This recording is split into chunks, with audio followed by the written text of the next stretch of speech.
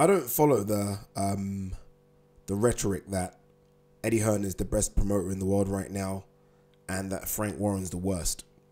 And when I say worst, I mean worst out of the top lot. Obviously, he's not the worst. He's not fucking... Sorry, I keep swearing. He's not Mick Hennessy, is he? He's not that bad. But in terms of the top promoters, a lot of people say Frank's probably the worst out of the top lot. And I don't necessarily follow that. I feel like a lot of credit needs to be given for someone that stayed in the game and at the top of the game for as long as he's been at it. What's that, 40 years? 40 years plus? Now he's got this BT deal. I think we've already started to see an improvement on the shows. I think the Josh Warrington show was good. I can't tell you who was on the undercard. I really can't, but that was a good show nonetheless. And I think tomorrow's show will be pretty good as well. So we're starting to see a bit of an upward curve, which obviously will keep Frank in the business for many, many years to come. I look at some of the fighters he's had, and I'm sorry, even God couldn't promote Terry Flanagan. Even God couldn't promote that. Some fighters, it's just been, you can't promote them. They don't help themselves. They don't talk. You know, what are you supposed to do? What are you supposed to do? Give Terry Flanagan to Eddie Hearn, and Eddie Hearn would have him for one fight and it'll be done. There's not much you can do with a fighter that doesn't sell himself. But look, he's been in the game a long time, and you look at people like Don King. I grew up in the 80s and 90s watching boxing, and Don King was bigger than life. If you were to tell me that 20 years later, Don King would just be pretty much a nobody in the promotion game, I would have said, you're crazy. So it takes a lot to survive, and Frank has survived. With Eddie, I kind of feel that any top promoter could promote some of the fighters that he's promoted. I mean, come on, Joshua, I could do that job. But then I think he's done a good job with people like Tony Bellew and Dillian White. But I think even if you gave them to Frank Warren, the dinosaur that Frank Warren is, I think those guys could really promote themselves. I think they're just that way inclined.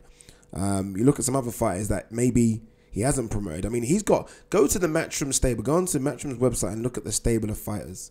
It is gigantic, but you could probably only say he's got about 5 or 6 stars. I think he's introducing Ritson to the market, and Ritson's probably going to become a star. But in terms of legit big boys, he's only got 5 or 6, but the stable is ginormous. So that's why I don't say he's the best promoter in the world. I think he's doing well with the cards that he's been given. And I wonder how he's going to deal with the American market, because he's not got the luxuries that he has in the UK market. Anyway, enough of that rant. What this was about is Tyson Fury, Eddie Hearn. Now, that was close to happening. Tyson Fury joining Matchroom was pretty close. Eddie Hearn and Tyson Fury have admitted that they had conversations.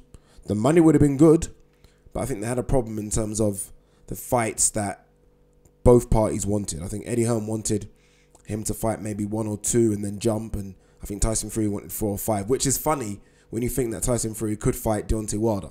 So it would be literally 1 or 2 and then jump. So that's funny. I think Frank's doing an okay job with Tyson.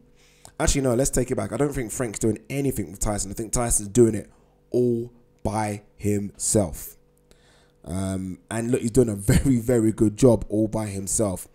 I just wonder how good it would be if he had someone supporting him. If he had a promoter that just added another 5 or 10% to what he's already doing, I think he would be ginormous. I really do. Frank hasn't got many people in that BT Sports stable that kind of sell themselves. But if you look at someone that does, I mean, Billy Joe Saunders kind of springs to mind, and Frank doesn't do anything. It's all Billy Joe. It really is all Billy Joe. He doesn't, even the interviews are boring that Frank gives.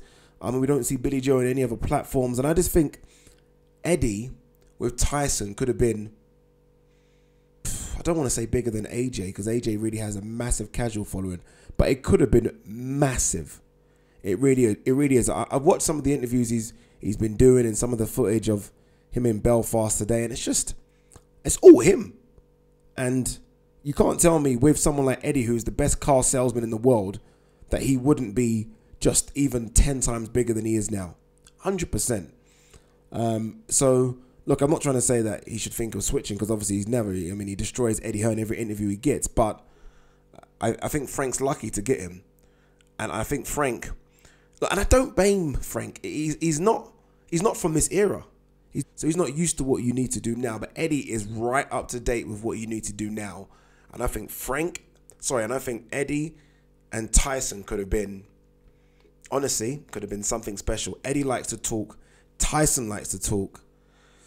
Boy, it could have been good. But for now, at least we get Tyson Fury back. And I'm keen to see the progress that he makes. And I'm keen to see if all of this, what he's doing now, all this kind of profile building kind of transfers to numbers, right? Does it transfer to pay-per-view numbers eventually? Does it transfer to massive numbers on BT Sports? It'll be good to see. Because if it doesn't, that's what I'm talking about. I think Eddie could have done that. I think he could have helped him translate all this kind of profile building thing he's doing by himself now to more money in the bank, more pay-per-view numbers, and more free numbers on BT Sports. But what do you guys think? Let me know. Peace.